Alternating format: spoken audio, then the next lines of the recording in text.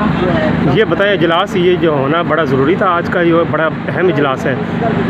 इजलास क्या इलेक्शन मुलतवी होने का खदशा है? देखिए जी, ये एक बहुत बड़ा सवाल है और आप हैरानगी होगी कि ये जो सवाल किया है कि क्या इलेक्शन मुलतवी होने का खदशा है।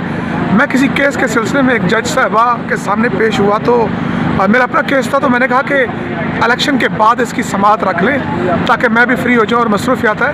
तो जज साहबा ने कहा कि क्या इलेक्शन होने जा रहे हैं वाकई? तो ये बहुत बड़ा इन्हें एक सवाल निशान था मेरे लिए, और मैं भी हंस पड़ा कि मैडम आप जज होते हुए आप ये सवाल क्यों कर रही हैं? क्योंकि इतनी एम्बिग्विटी है, अबहम है, अभी तक फ़िज़ा क्लियर नहीं है। और दहशतगर्दी के जो हालिया वाक़यात हुए और कल जो एक बहुत बड़ा वाक़या हुआ आपने देखा कि खैबर पख्तूनख्वा में ज़ेब का कत्ल, और उसके बाद बलूचिस्तान चले जाएँ मच में जो वाक़या हुआ, एक गैर यकीनी की सूरत हाल है। और 2 सूबों में इस वक्त जो है दहशतगर्दी के वाक़यात, और सबसे बढ़कर और ये जो बात की है नजम सेठी ने, जो अपनी चिड़िया की बात करते हैं, जिनके बारे में अमूमन ये तासुर है कि वो इस्टेब्लिशमेंट इंटरनेशनल हो या मकामी हो, वो उनके करीब रहते हैं, या ये कहें कि उनकी चिड़िया जब वो ख़बर लाती है, जब वो ये कहें कि तहरीक इंसाफ या उनके आज़ाद उम्मीदवारों का अब भी एक ज़ोर है और उस ज़ोर को तोड़ने के लिए दहशतगर्दी के वाक़यात एक सबब है, और यानी कि एक एहतमाम है, ये उनका अल्फाज इन वर्ड्स ऑफ अदर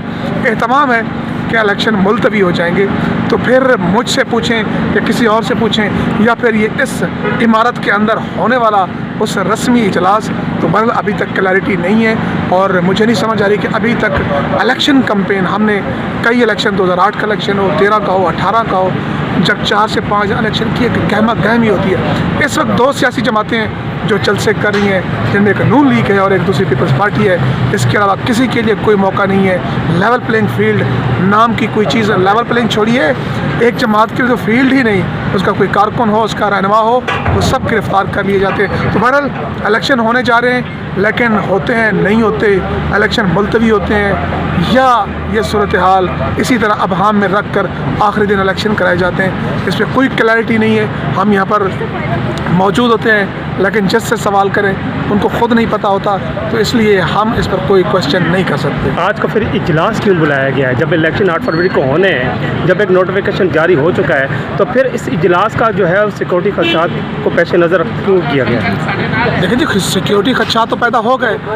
जो कल एक उम्मीदवार, आज़ाद उम्मीदवार जो उसका कत्ल हुआ बलूचिस्तान में मच में वाक़या हुआ, तो वाक़या तो हो रहे हैं ना, तो ये वाक़या तो ढके छुपे नहीं है। उसके ऊपर ज़ाहिर है कि एक इजलास है, एक गैर मामूली इजलास है, और ऐसे इजलास में जब वज़ीर दाखिला इस वक्त अंदर बैठ के ब्रीफिंग दे रहे हैं, सेक्रेटरी दाखिला मौजूद हैं, हसास इदारों के अफराद ब्रीफिंग दे रहे हैं, तो ये सब चीज़ें जो है ऑन रिकॉर्ड है, चल रही हैं। देखते हैं कि अंदर से क्या निकलता है। आप भी साथ हैं, हम भी साथ। हो सकता है सिर्फ KPK में और बलूचिस्तान में जो है इलेक्शन मुलतवी हो? मेरा नहीं ख्याल कि अगर ऐसा होगा तो फिर इसके बड़े कॉन्सिक्वेंसेस होंगे पॉलिटिकली, क्योंकि आप 2 सूबों में मनसूख करने के बाद यही जवाब था ना, जब इमरान खान ने असम्बलियाँ तोड़ी थी, 2 असम्बलियाँ तोड़ी थी, तो कहा यह गया था कि 2 असम्बलियों का जो है इलेक्शन करा के बाकी पूरे सूबे पर, पूरे मुल्क पर उसका असरअंदाज नहीं हो सकते, और एक इलीगल गैर कानूनी जो निगरान सेटअप है वो चलाया गया, और वो आज तक मौजूद है, और उसको 1 साल से ज़्यादा अरसा हो गया। ये कैसे हो सकता है कि पंजाब और खैबर पख्तूनख्वा में इलेक्शन ना असम्बली टूटने के बावजूद इलेक्शन नहीं कराए गए?